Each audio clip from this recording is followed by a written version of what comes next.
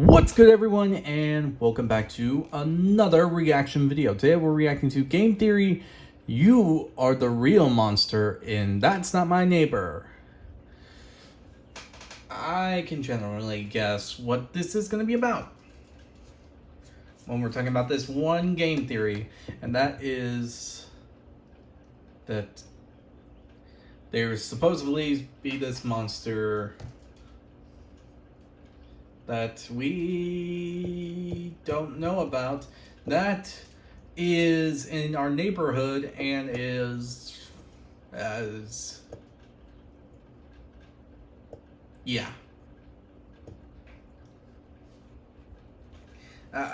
the title actually just explains the whole storyline itself, and the concept of it is really interesting. I heard about this game but never really went into it, so I want to hear the opinion of what's going on and all that.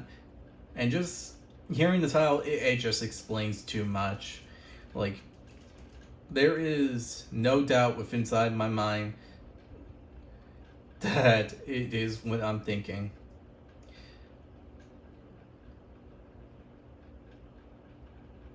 So yeah, with this said, let's start this video. If you enjoyed this reaction video, hit the like button down below. Hit the subscribe button to support the channel, support the content provided, and so on and so forth. Hit the notification button to be notified immediately when new video comes out. If you have any videos you would like to recommend that I should react to, put it down in the comment section below and I'll react to them as soon as possible.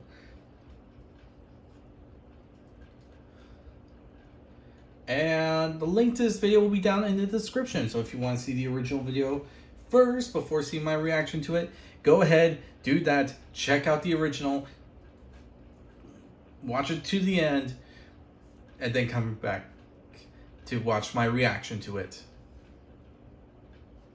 Now with this all said, let's start this video. Hello? Let me in. Wow. Hello, Internet. Welcome to Game Theory, the show that... I was not expecting that within the first few seconds. I really wasn't. That actually got me to flinch for a second.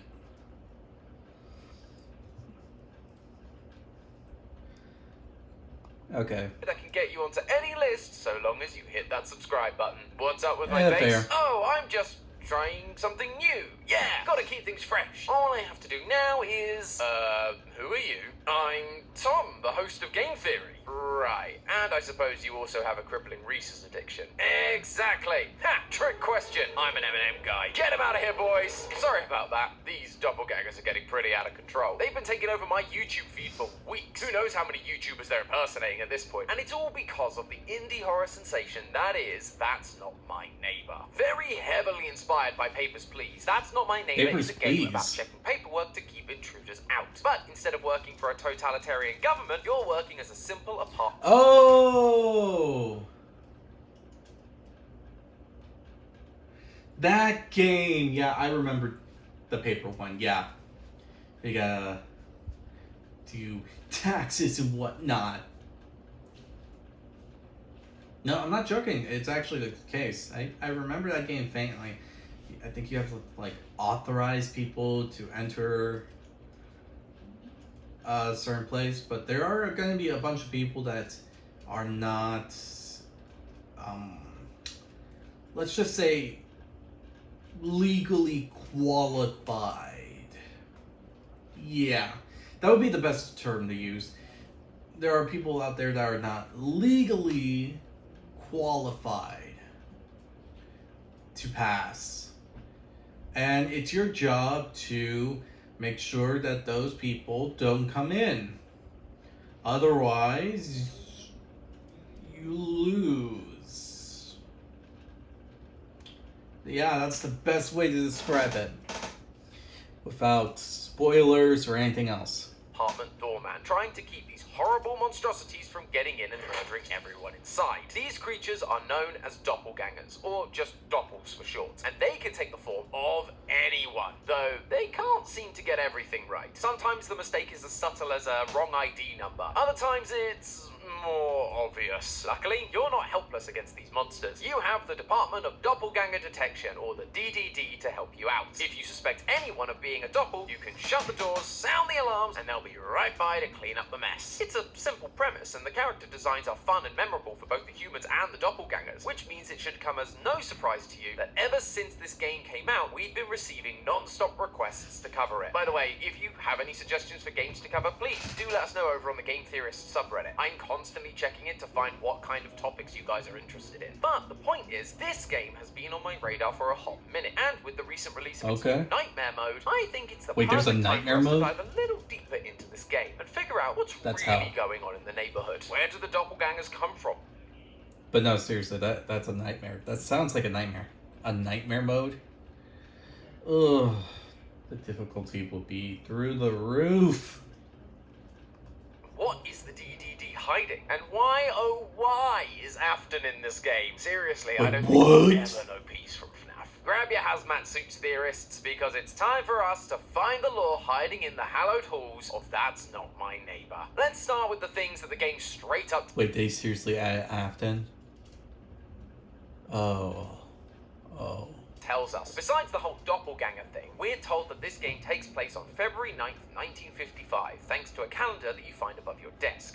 And that's basically all we're told. You see why it took me so long to make this video? However, even with just the date, we can start to figure out context of what's going on in the world outside of our little apartment complex. I couldn't find anything specific that happened in history on February 9th of that year, other than the fact it's a Wednesday, which I call out because the game seems to suggest that it's either a Monday or a Tuesday, depending on the type of calendar you think this is. But minor details aside, the big picture here is that 1955 was the height of the Second Red Scare, the second wave of political propaganda about the risk of communism infiltrating the United States. This was especially true in 1955 because just 1 year earlier, the Soviet Union State Security Agency, otherwise known as the KGB,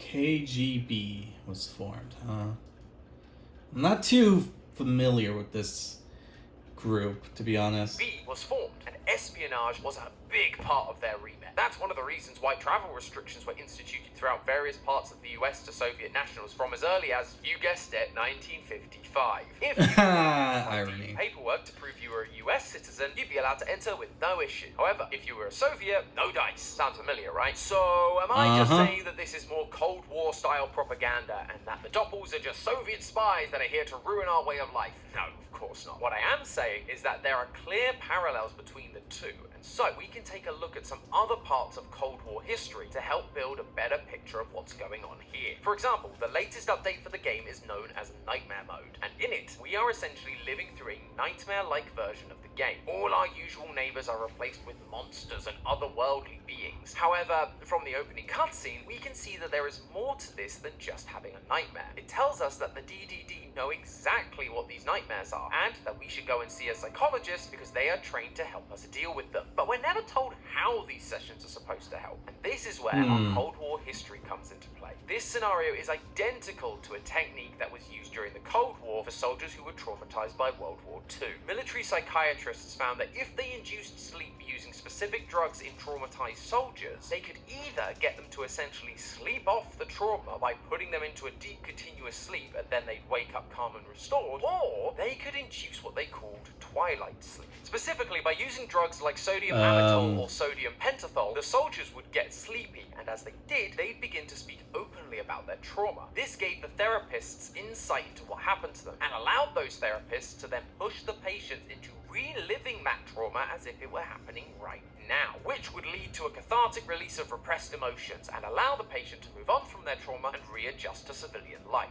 That doesn't sound healthy. Sessions. We aren't just having nightmares because of trauma. We are actually being forced to relive the trauma by the DDD in order that we can be freed from it and go back to work as normal the next day. Or at least that's what the DDD wants us to think the result will be. See, while they claim That doesn't sound healthy, and that sounds very suspicious. No way you can't deny that. Because let's put it this way. You're saying you're going to induce someone into a deep sleep using various drugs to accomplish this.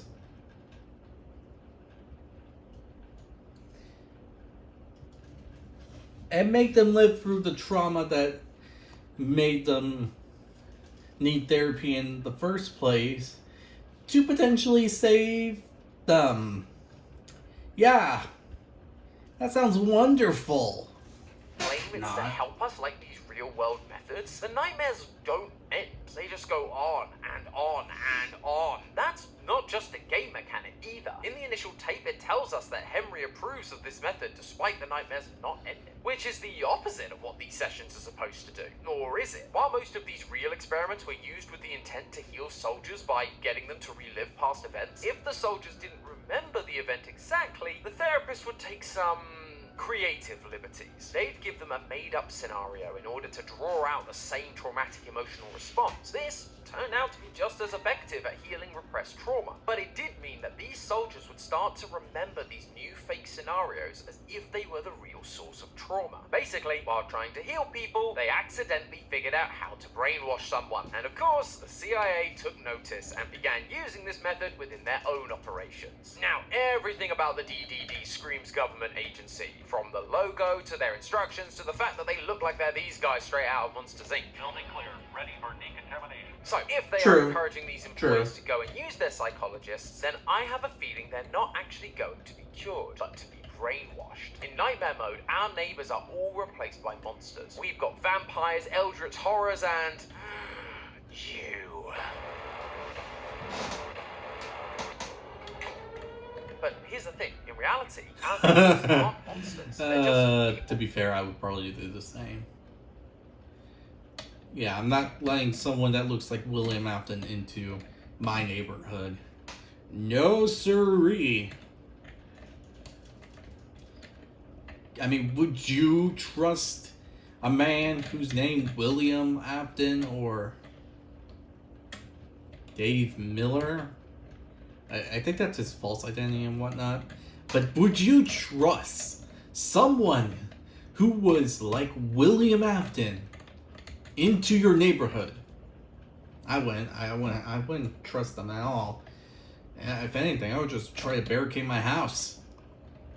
It's the doppels that are the monsters, and yet in this mode, everyone appears to be a monster. That doesn't seem like we're reliving trauma that we've seen, but instead a fabricated reality where our perception is being twisted into something else. By brainwashing us to believe everyone is a monster, we are more likely to press the big red button on our neighbors because we see everyone as a threat and we aren't willing to risk it. But that's not what the DDD wants, right? They want to catch the doppelgangers, not your neighbors. At the beginning of the game, Henry gets called out for not being excellent at his job despite surviving. To survive, he can't let any of the doppels into the building, but to not be excellent, you also have to detain your neighbors as well as the doppels. Why would they shame him for that if they want the neighbors detained? I must just be paranoid, right? Ooh, look over here, Tom's on another one of his characters are lying to us trends. But honestly, it is games like this that are the reason I have trust issues. Because look at what happens when you finish the game. You get given your scores, which at first seem pretty normal, but notice the specific wording. Doppels captured and neighbors killed. Two different things are happening when you call the DDD on a suspected doppel. Despite being told they're evil and scary, if we call them on a doppel, they're captured. But if they're actually human, they aren't released. They aren't sent back home. They're killed off. It actually reminds me a lot of another piece of 1950s media, Invasion of the Body Snatchers, a sci-fi horror film that originally came out in 1956 and was based on a book that came out in 1954, perfectly straddling our main date there. The premise is that an alien species arrives in these seed-like pods that hatch and take on the identity of an already existing person. They will then go on to kill this person while they're sleeping in order to replace them. In some later adaptations, it's even revealed that high-ranking officials like police and members of the government have been replaced by these pod people, now able to push their own agenda of replacement. Okay, hold on. I'm still on the part of the wording. Captured and killed. So, one group of people are captured. the other is killed off. Does that mean laying the monsters, these doppelgangers in, will kill people off? And we're going to be held accountable for that? Or does that mean that the people we're laying in are going to be killed off? Basic the entire population. That seems to me like the DDD. They aren't actually trying to get rid of the doppels. They're trying to remove the humans that the doppels are impersonating in order that they can more easily enter society. That's why they convince us that all of our neighbors are monsters within those therapy sessions. If they have a paranoid, desensitized doorman that basically sends everyone to the DDD, it allows them to more easily get their hands on the original neighbors and kill them while the doppels take their place, all disguised as an act of protection. But it's not just the doppelganger element that appears to be the same as the body snatchers, it's also the aliens. Yeah, just when you thought this thing couldn't get any more conspiratorial. When you boot up Nightmare Mode, right at the start, we get a single frame of a DDD agent standing next to an alien. No, I'm not kidding. And this isn't even part of our nightmare. This is part of the instructional tape that's gone out to inform us about the psychology services. Aliens are officially involved in this whole thing, and they are working with the DDD to help the doppels take over. Fortunately, we're not the only ones that are suspicious of our hazmat-wearing overlords. There is someone else who is trying to help us survive everything we're going through and uncover the truth about what's going on. During Nightmare Mode, we encounter this guy wearing a hood, and he gives us a very interesting note. It says, "Don't trust them," with the DDD logo crossed out, a code, and a website. This guy also appears to be the one who warns us about the nightmare clown that wants to kill us. He's wearing a mask in the base game, but if you go into the game's files, you can remove it, and his facial features seem to match our hooded character. So he's clearly got our best interests at heart. Plus, That's I love cool. a good puzzle, so I'm willing to hear him out. We go to the website and, oh no. This might be a little more than I bargained for. We've only got 5 letters here. OITNW. And we somehow have to convert that not only into a 26-letter alphabet, but into usable words and sentences. However, when in doubt, I know there is always one place that I can turn to in times of need. Reddit. And sure enough, over on the That's Not My Neighbor subreddit, Redditor Deccan had figured something out. The code we were given was essentially a set of equations. The first one was I plus T equals N, then I plus N equals W, and so, going through each one like that, they figured out that I was 1, T was 2, N was 3, W was 4, and O was 5. If we convert that initial line of code into their corresponding numbers, we end up with this, which they also realized divided perfectly into groups of 3. Sadly, that's where their trail ran cold. But while they weren't sure what to do next, another Reddit user known as Digital Dino came in to save the day, because they realized that this is what is known as a base 5 number system. Basically a system of numbers that only uses 5 digits, 0 to 4. The number system we typically use is known as base 10, because all of our numbers consist of 10 digits, 0 to 9. Now, you'll notice that base 5 doesn't use the number 5, which shows up a lot in this code. So what Digital Dino did was swap it out for the 5th digit of base 5, 0. It feels like messy math and kind of flies in the face of that initial cipher, but when you look at the letters again, you can see there is a method there, because they each use a set number of straight lines. I uses 1, T uses 2, N uses 3, W uses 4, and O uses 0. While I may not be super satisfied with the logical step there, I can't deny the results. Once Digital Dino made that change, they converted each set of 3 numbers from base 5 to base 10. You do this by multiplying the first number by 25, the second by 5, and the third by 1, then adding them all together. That means that each group of 3 numbers becomes one number in our traditional number system, and wouldn't you know it, all the new numbers we get fall between 1 and 26, which means they all can correspond with a letter of the alphabet. Once you convert the entire page of code, you end up with this. Confidential material, Trojan Horse Project, funded by the Military Department of the Government. General Director, Oswald D. Kepler.